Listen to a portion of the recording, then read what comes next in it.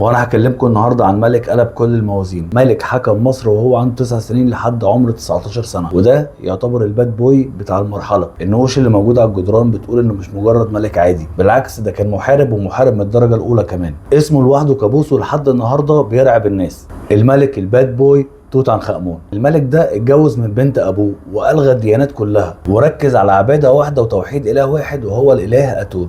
ولكن لما تبقى باد بوي وتكسر كل القواعد طبيعي يكون ليك اعداء. الملك توت عنخ امون كان ليه اعداء كتير، وحتى منهم جوه البلاط الملكي. مات فجأة وهو عنده 19 سنة. ناس قالت انه وقع في معركة، وناس قالت انه هو وقع من عجلة حربية، وناس قالت انه اتسمم، وناس قالوا انه موته كان خيانة من اقرب الناس ليه. ولكن المؤكد ان حتى موته فضل غامض ومرعب جدا. 3000 سنة بعد موت الملك توت عنخ امون اتفتحت المقبرة بتاعته، مليانة ذهب ومجوهرات، وقناعه الذهبي اللي يوصل وزنه ل 11 كيلو جرام من الذهب. ولكن الغريب ان واحد ورا التاني من اللي دخلوا جوه المقبرة دي ماتوا، وكأن الملك لسه بيهدد. زي ما خوفت اعداء مصر زمان انا لسه موجود. ودي تبقى بداية قصة اللعنة، ومن هنا جت فكرة لعنة الفراعنة. توت عنخ امون هو ملك حكم مصر وهو عنده 9 سنين، في وقت ما كانش فيه تكنولوجيا واسلحة زي اللي موجودة النهاردة. برغم ده محدش قدر يهدد امن مصر. تخيل النهاردة وبعد الاف السنين، هل تفتكر ان في حد ممكن يهدد احفاد الباد بويز؟ الإجابة أنت عارفها، ومفيش حد يقدر. ولا قصة تهجير، ولا قصة مية، ولا تعطيش. وزي إن مفيش حد قدر علينا زمان، مفيش حد هيقدر علينا دلوقتي. أشوفكم على خير في قصة جديدة.